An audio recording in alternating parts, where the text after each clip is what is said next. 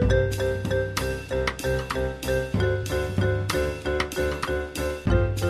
listening to Two Guys Talking Wine with Michael Pinkus and Andre Prue. We've got a bunch of tape. We've got a couple bottles of wine.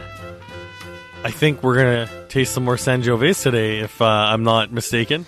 Yes, we are, and from two different vintages. Ooh, that is exciting. So this actually does, and part of the same project, so that they are of the same quality level, I guess. Or they should have a spiritual similarity. Correct. How are you, Andre?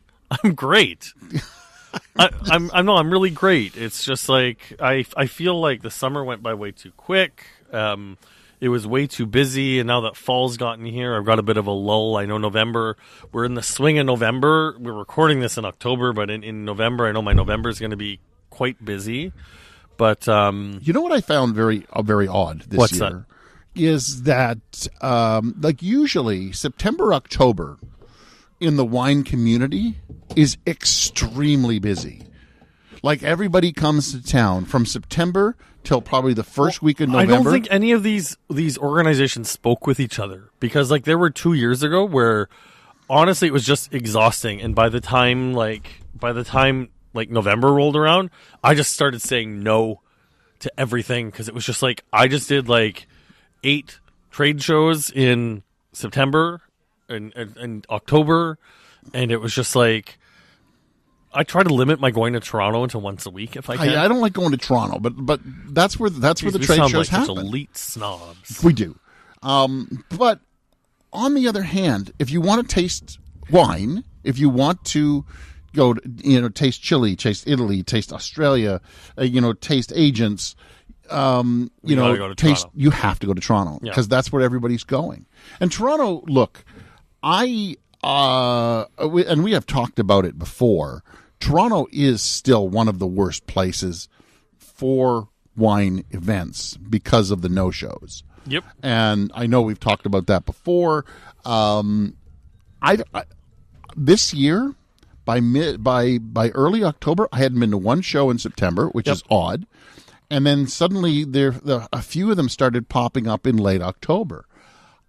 I wonder if one, it's just the economy we're in, mm-hmm. or two, if people are realizing that Toronto sucks. We're not going to Toronto because we get a crappy turnout. It's one of the strategies I've never understood from certain publicists is it's just like the cost of money it takes to put on these events, and then kind of throwing spaghetti at a wall. And the thing is, like, you and I have been doing this a long time, and I'll be frank, no knocks against people like John Szabo and Chris Waters, whom I adore and respect both of them, but I've been doing this for 15 years now, and the amount of masterclasses that are just hosted by the same people, and it's just like, Chris and John are both engaging speakers, but I'm at the point where I want to hear some new voices. I want to hear some fresh blood, and we're just not getting it. And the thing is, I can understand it. Like, if you're a wine professional, if you're a sommelier, if you're a floor sommelier, these are people who had taught you or inspired you. But the thing is, it's the same people. You want something new. I want something new. Yeah, that could be it too. Maybe we don't have any new blood in Toronto that's kicking around, or people just aren't. I don't know. I really don't. I really don't. It's just top of the mind awareness, as they used to say in the radio game. We're both from that. When they said make your bits top of the mind awareness, that's where I am. So look, we're going to talk about something that we touched upon when we talked to Federico at Selvapiana. Oh, yes. You're giving me another geography lesson. Correct. Now, we're still going to be in Chianti Rufina. Yes. We're still talking Sangiovese. Okay. But here's the funny part about what I'm going to tell you. When I talked to these two gentlemen, Federico at Selvapiana was the president of Chianti Rufina. It was probably the worst kept secret because I had a dinner with both of these guys. Okay. And the guy named Gerardo Gondi, who is part of Marchesi Gondi. Okay. was the upcoming president. Okay. Like, the vote had not happened yet or anything, but he was going to become the next president. But everybody was like, shh, don't say anything. So that's why we had to wait so long to record this podcast, because I couldn't say, because I asked him questions about, I'm asking him about February when he becomes president in like June, what he plans to do. So obviously we could not record this too far ahead in advance. Too funny. Because so the thing is, if by some like weird coincidence he hadn't become president, we wouldn't have been able to use this interview. I probably would have just taken out the word president. And what would you have done differently? So, all right. So who the hell are we talking to? So we are going to be talking both to Federico, and we are going to be talking to Gerardo Gondi. Gondi a little bit more than Federico, because we've already heard a lot from Federico, and we're going to be talking about TerraLectae. So we're gonna get into that in more detail, but first, I think this needs a little bit of an introduction about who we're talking to. I'm Federico Giuntini. We are at Fattoria Selvapiana in the Chianti Rufina area. I'm Gerardo Gondi of Marchesi Gondi Estates. So those are the two guys that we have. The probably. If you have not listened to the Selvapiana podcast, pause this episode. Go listen to it. Yes. Because Federico has got a very fairy tale story about how he becomes the head of his winery. I wouldn't say fairy tale. I think it's more Dickens. It is. It's Oliver Twist. It's the Oliver Twist of the wine world. So, geez, where was I with that quip last episode? Correct. I guess you'll have to go back and hear how I missed the boat on it. But Gerardo has probably an even more fascinating history. The Marchesi Gondi Estate belongs to my family since the 1592. Also, if we have already some lands there around 1000. So my family produced in the Chianti Rufina area the wine since around 1000. So I'm the 25th generation of winemaker. The history of my family starts in the 786 with Charlemagne, and then during the Renaissance we were merchants, gold beaters and bankers, and we had important politician and church role in Italy and as well in France. We follow the two queens of France, Maria and Caterina de' Medici, and we were the bankers of the French crown. So we have done a little bit of history in Italy and in France. Just to remember some of my ancestors, Giuliano Gondi, that built our palace that is attached to Palazzo Vecchio, was the cousin of Lorenzo the Magnificent, the ambassadors of the Duke of Urbino, and the bankers of the King of Naples.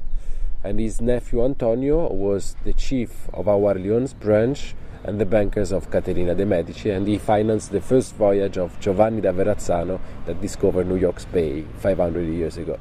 So, what kind of car does Gerardo drive? I never saw it.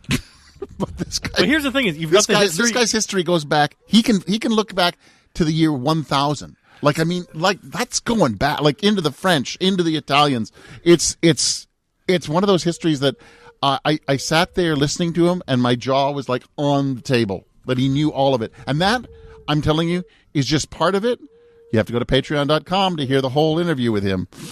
So I'm just curious, when you have a history that's both French and Italian, and you clearly have a bit of wealth in your family, do you drive an Italian car? Would you drive a Maserati or maybe a Ferrari? Or would you drive a fancy French car?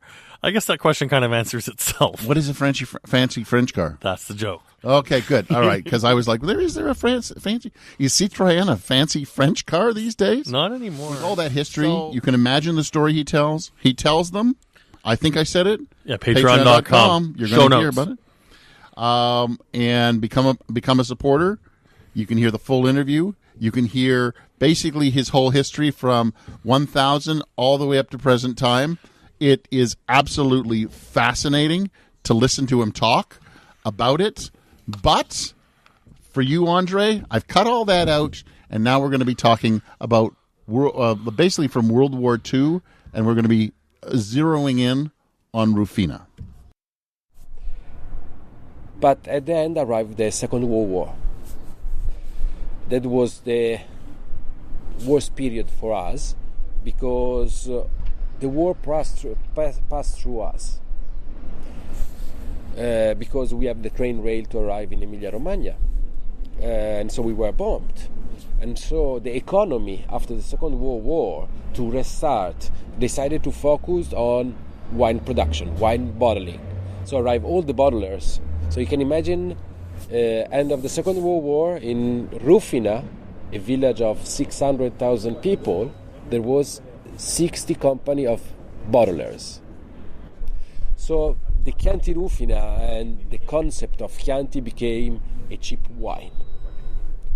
Then arrived the 70s with enologists like Takis in Antinori or in Frescobaldi that introduced the concept of the French winemaking, so using of barrique, using of new oak, specializing always more the wine, producing the 100% Sangiovese.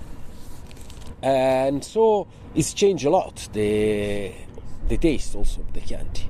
Because if you can imagine, before it was more fresh, easygoing for every day and nights, then nowadays you have a big gamma, from a vintage, more easygoing, up to a Riserva. I love the fact that he credited the French with the direction of where Chianti went.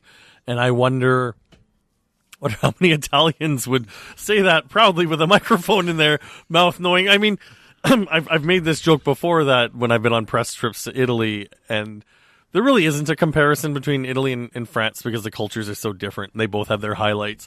But it's fun to poke. Like when you eat a really beautiful piece of focaccia, to text a Frenchman and say, hey, I think this is better than French bread, and just see what the response you'll get is. So it is cool to see credit being given where credit is due. Having been to both countries, I can tell you, for the most part, especially when it comes to being in the north, the French have much better bread. The northern Italian bread, I don't think they use salt. And it's amazing how salt enhances. Well, it's necessary. Yeah, salt's necessary. It's just unbelievable. So no wonder they make soup out of it. But so Gerardo took us through some history of Chianti there. Federico dives us a little bit deeper and gets us a little more honed in on Rufina itself. We are very up northeast of Florence, on the foothills of the Apennine. They divide Tuscany from Emilia-Romagna. Apennine is the mountains that go all across Italy and divide south, north, east, west. And the proximity to the Apennine made the Chianti Rufina microclimate quite unique.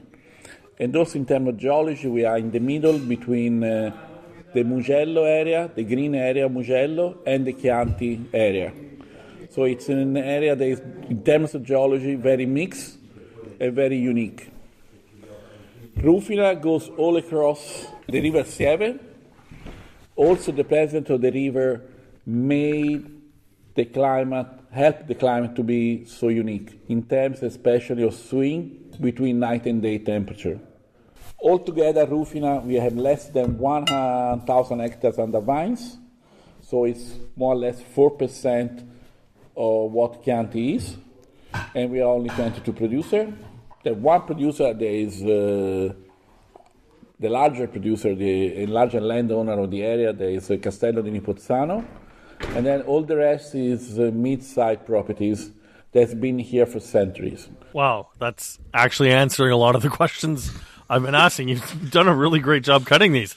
Tell me more. Yes. So we talked during Selvapiana. Yes. About a 2019 TerraLectae wine. Okay. While this next clip plays, which is going to tell you about the TerraLectae wines themselves, so that you know what these wines are really about, I'm going to pour you the Gondi TerraLectae, and then we can talk about that, and we can talk about the difference between those two wines. Normally, a group of us, of the 20 producers, probably 5 or 6 of us, we meet end of the year, beginning of the new year, and we share our results in terms of sales terms of pricing, in terms of difficulties. So many years ago, it was around 2014, 2015, we all agree that we need a new wine, a new category, a new wine to bring back on the map of high-quality wines Rufina again. We make a wine with very strict rules. The project TerraElectae is quite interesting. TerraElectae, elected land, elected vineyards. So every company of the consortium Chianti Rufina can choose one single vineyards only, have to be 100% Sangiovese, and have to be a Chianti Rufina Riserva age 6 months more. So minimum 30 months. So we are the other only region after Montalcino to play with the regulation 100% Sangiovese. Because, for example, of course, in Gran Selezione of Chianti Classico, a lot of company choose to do 100% Sangiovese single vineyards, but it's not mandatory in the regulation. And the other concept is reducing the production. 30% less production than what we are allowed by the Disciplinare di Produzione, by our law. Like this is a 20 versus a 19. Hotter year. It is a hotter year. Still great balance. The Erchi, I believe, is on higher is higher up. The Gondi is a little lower down, obviously, but there's definitely a difference in richness in the Gondi. The 19 Erchi was very savory. You called it cherry at the time. This is also cherry. But this is a black cherry versus opposed to a red cherry, like a fresh cherry. But cherry is the line that goes through them. Also floral, but this one, the floral is more potpourri. I would say the Erchi was, Erchi? Is it Erchi or Erchi? The Erchi was more like fresh violet, like spring violet. The flowers have just bloomed, like bright. Kind of the shorter days, but like not the full heat of summer, but like it really just had a feeling of like springtime freshness, where this is a little bit more brooding and heavy, dark cherry, potpourri, like it's violet, but it's like dried violet. It's interesting that you bring the seasons in, because I would say that the Erchi would be more like a springtime wine, and the Gondi is a wintertime wine. This is a warming wine. Fall. I'm gonna go fall. You're gonna go fall? I'll parse the difference. I'll say late fall. Yeah, late fall. I don't when you're see having like a beef stew, something braised meats. But I'm not quite like I don't picture this as like shoveling driveway kind of snow. No, maybe not. It's more of a, like you said, like a beef stew where it's like it's a little chilly. I've turned on the furnace. I'm sitting on the couch under a blanket, and you and I are cuddling up and watching something on the TV. What are we watching, Andre? You've got me under the blanket. Tell me what we're watching. I don't know. I haven't watched anything good and new lately. So, like, what I really love about these wines, and you always tease me about it, is the acidity. And there's a great seam of acidity that runs through both wines. The Erchi probably a little more dominant in the acidity department, whereas the Gondi, it's there, it sits a little underneath. Yeah, but they're both. This is the thing I love, and I guess this is the thing that like when you and I have harped on wine score so much on this, is it's just like both of these wines are excellent for very different reasons, and they're both beautifully, perfectly in balance. Yeah. And once again, for different reasons. I think the Erchi is probably easier to pair with food, but once again, we're going with the seasons. I think the Erchi would go good with light stuff off the barbecue. It would go good with, like, frankly, probably some, like, depending on the fish and its sushi. Like, it would toe that line of, like, lighter meals, lighter wine. And you're like, I'm on a bit of a tangent, but like you said beef stew, and like immediately my head was just like, yes, something cooked with a wine like this would be perfect. Maybe with even it. something a little bit on the braised side. A ragout, a coq au vin, a beef bourguignon. I mean, they talked about the French, now I'm thinking about French food. Yeah, you're there already. So as he had talked about, they came up with this idea over the table They said, here's what we should do. We should make these rules, blah, blah, blah. And as we know, here in Ontario, to get 100 plus wineries to agree to anything. Yeah, it ain't going to happen. To get 30 wineries to agree to anything is going to be difficult. And so they do discuss the way the organization came about. So the first exposed this idea end of the year meeting at Castello del Trebbio in 2015 around Christmas. And the idea, as many new ideas, took time to get in the mind of all the producers. And slowly, all the producers joined on board. Really, the project took over when Lamberto Frescobaldi from Castello di Nipozzano and Frescobaldi SPA, at this table, he said, this is a good idea, we shall go forward, and we shall do this. So we really find the rules, and then we have to find a name.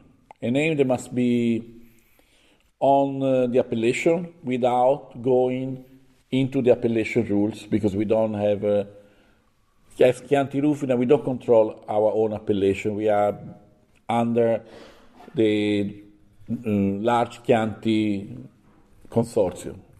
So we need to find a name that could be in the appellation, a name that is a trademark as well. So we ended it with this TerraElectae name, that means chosen land. The name is not so easy, especially for foreign people, consumer. But at the end, when the project will be famous, it will be TE. At the beginning, there were only probably 8 producers, and then 12, and now we are 15 out of 20. Only an Italian would think TerraLectae is easy to pronounce by the consumers. I don't think they focus grouped that across a broader non-Italian speaking audience. Well, what he said was he didn't think it was going to be easy, but what they're hoping is that it'll just start being known as Chianti Rufina TE. So it'll just be known like KFC, like Taco Bell. Let's go to TB. Nobody says that. Let's get some TB. KFC is one example.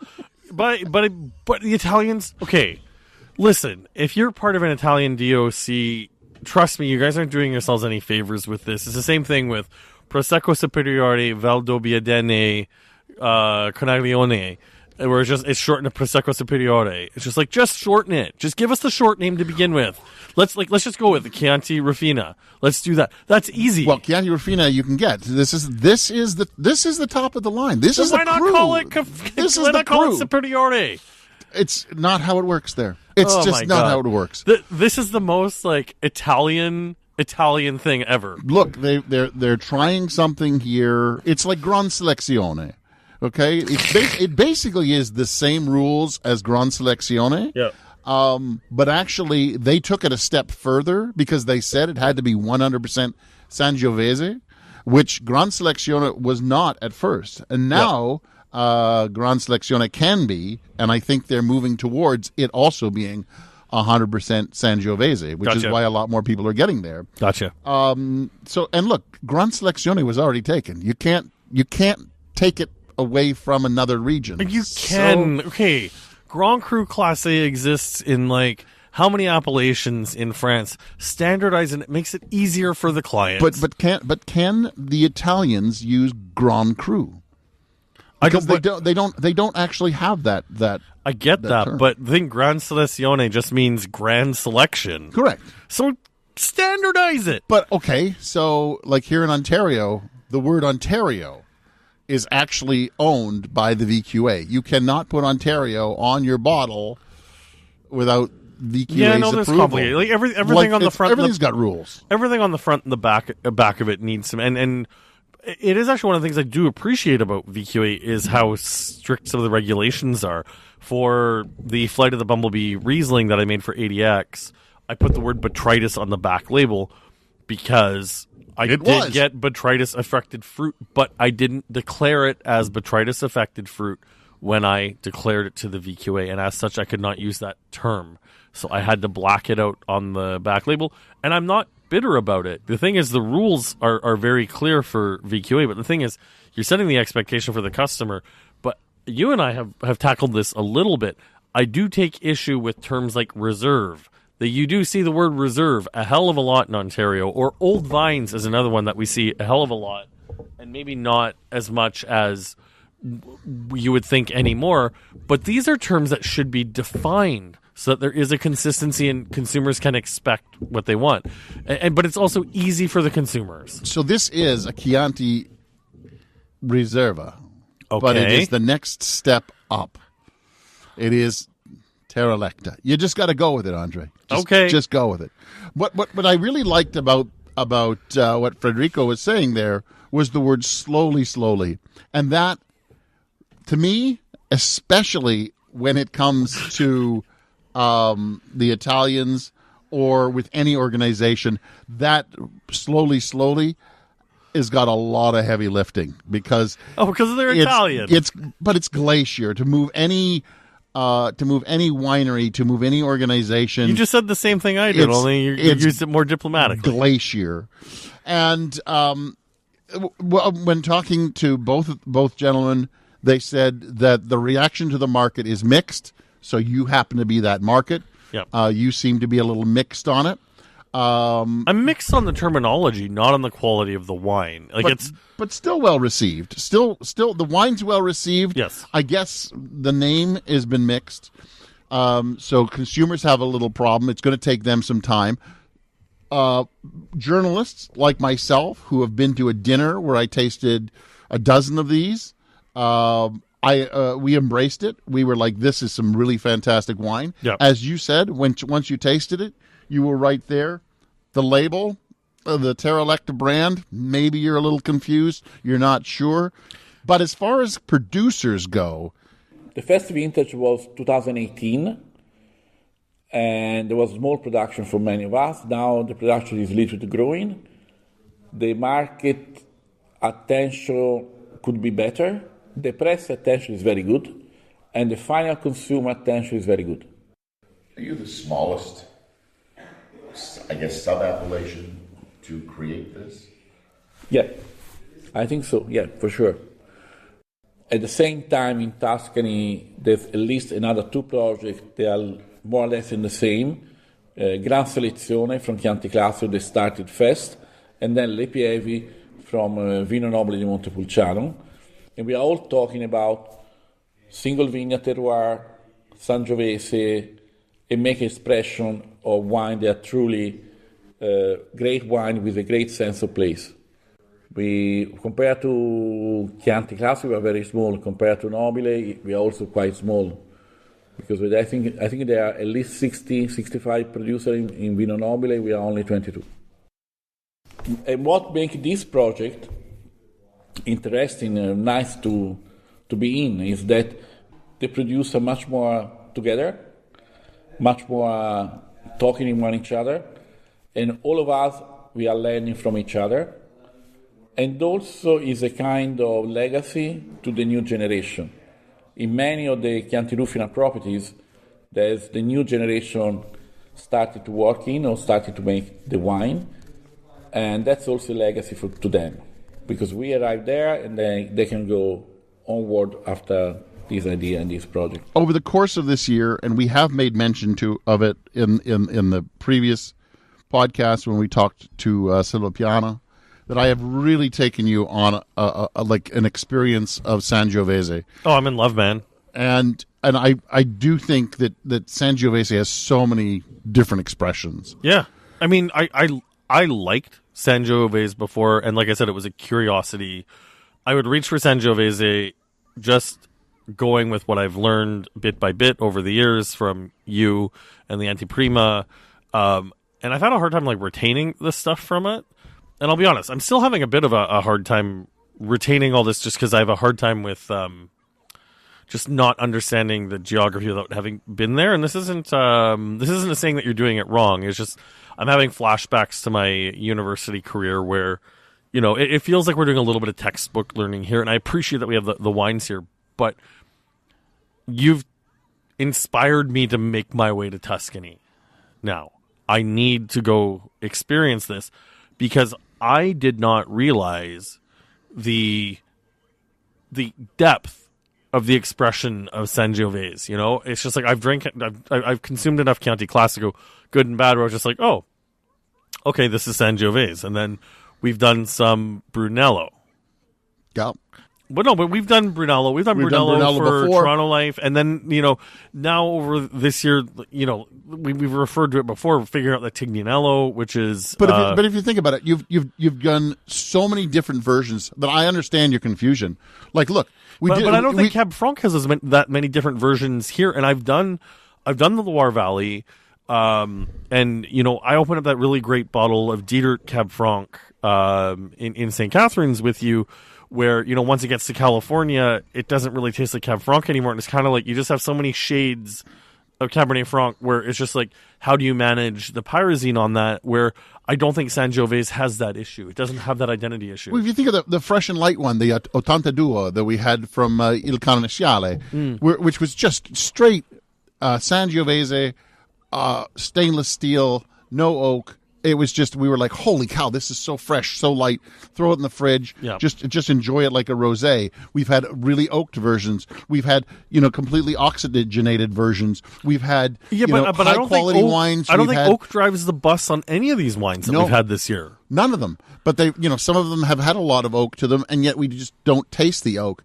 And I think that's the beauty of what's going on now in Tuscany, in Italy, is that they are realizing that Sangiovese doesn't need barrique. It needs large tonneau, large oak vessels. It's not parkerization anymore. It's not throw as much oak as you can, throw new oak at it. It's like old oak, as the oldest oak you can, give it a little bit of oxygen, let the Sangiovese speak. And I think that's where we are now with Sangiovese and some of these projects that we're seeing. Focus on the grape. I asked both guys the question about how to handle Sangiovese, and this is what they had to say. And why did you decide to just make it 100% Sangiovese? Well, that's a hard question, because the project is also very ambitious. So we didn't want any not Tuscany grape. We knew that the other Tuscany grape or Chianti grape, we don't have that much, or we don't know that much yet, again. And also because Sangiovese by itself is one of the best grapes we could have in Italy. So I think to make the best expression of Sangiovese in Rufina is the best way. Because Sangiovese in our terroir came better, came different, came more fresh. And so working with one of the most difficult grape varieties with this was the mission. So here's now, what's the quote from Django Unchained from Leonardo DiCaprio? You had my curiosity, but now you have my attention.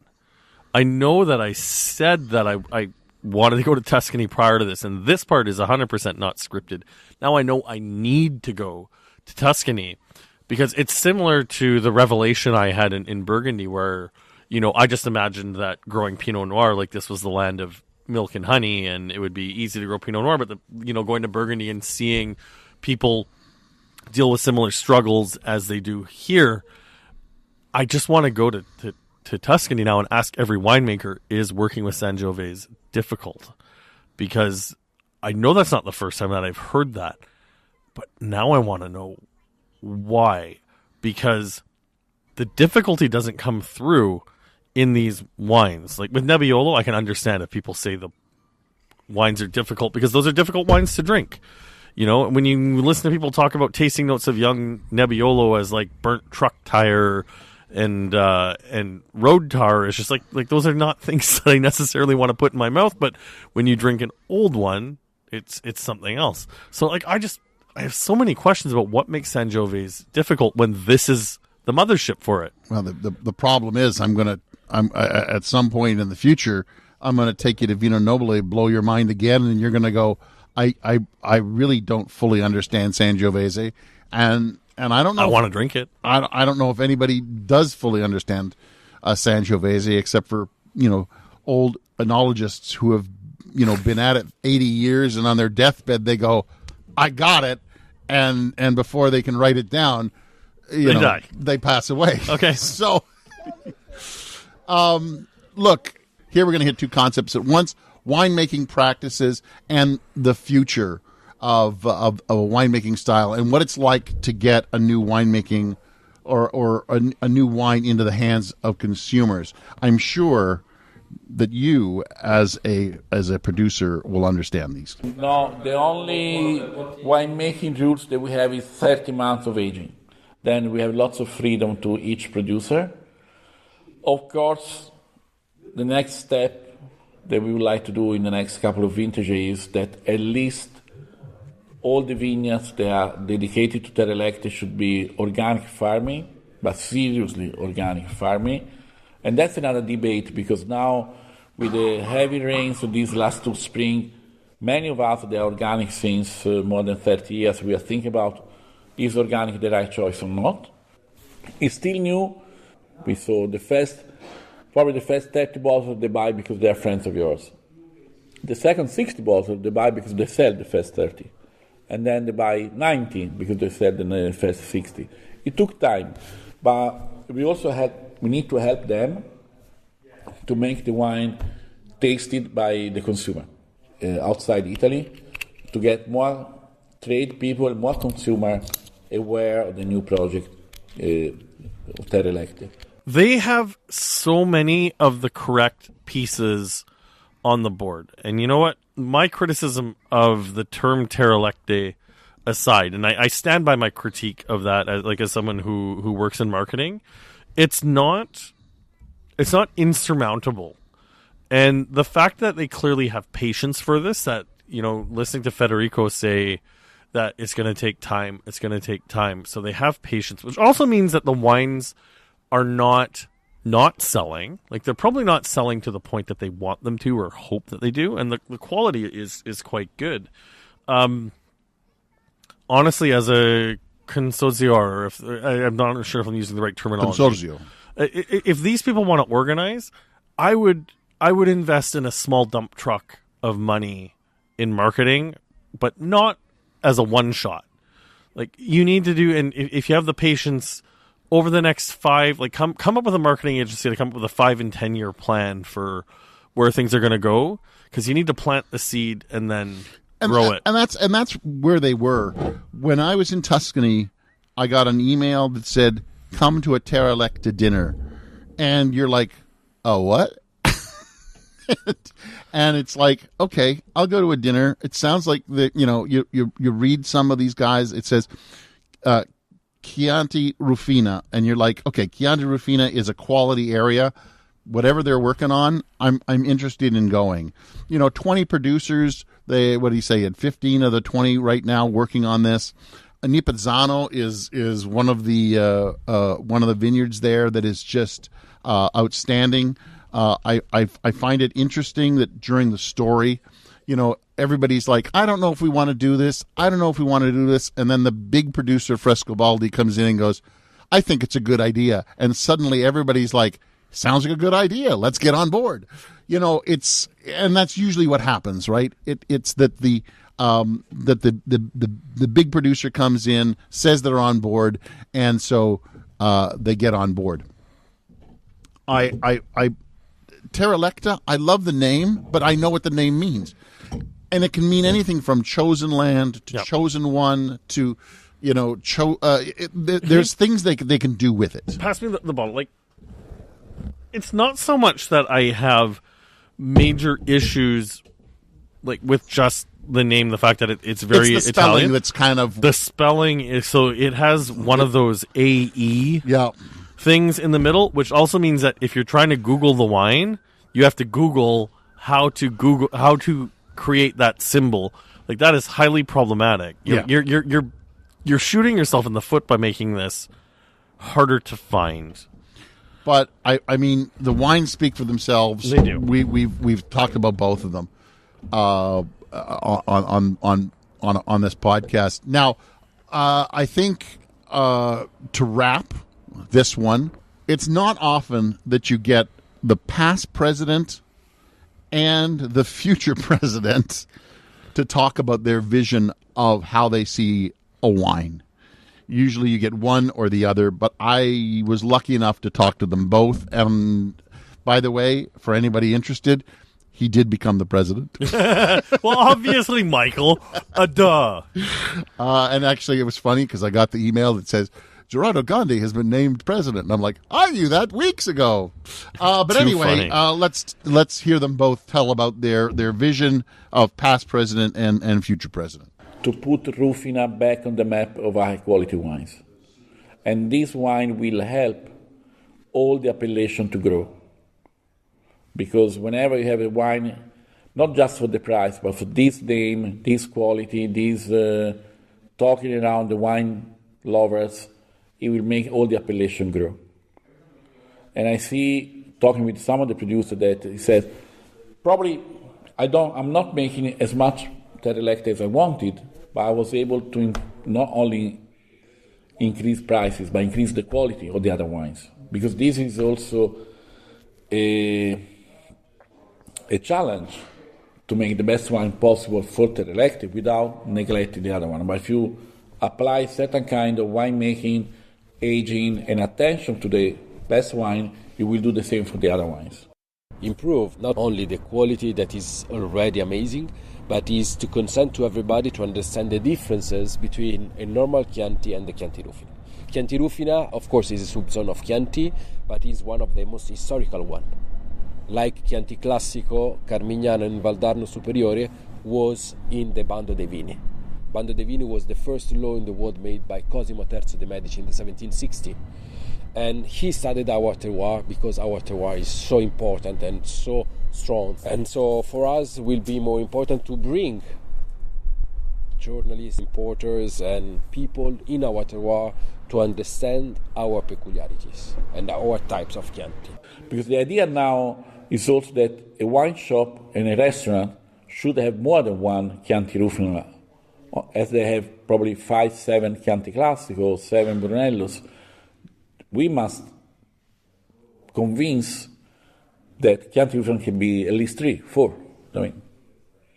Because we don't have the diversity as a large territory as Chianti Classico with the UGA, but the diversity of a small appellation is quite strong.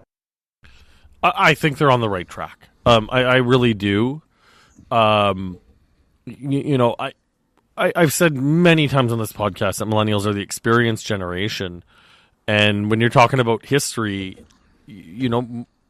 my generation places value on that, on history, on unique that, and on a unique experience and on authenticity. And, the game pieces are on the board.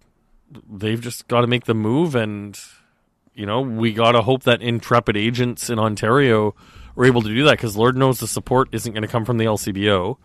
I think the fact that Bernard is bringing in one of these wines is fantastic. Hopefully we can find an agent for Marchesi Gondi, because Jesus, I need more of this in my life. My understanding is they may have found one. I'm not 100% sure. I don't know if the deal is still inked or not, but Jesus, we might be some of the first customers, because you told me that these wines aren't terribly expensive in the market. So I'm sure with the ex-seller price, hopefully not more than $50-$60, but it'd be money well spent. It's like I love these wines. As I said, I tasted a dozen of them.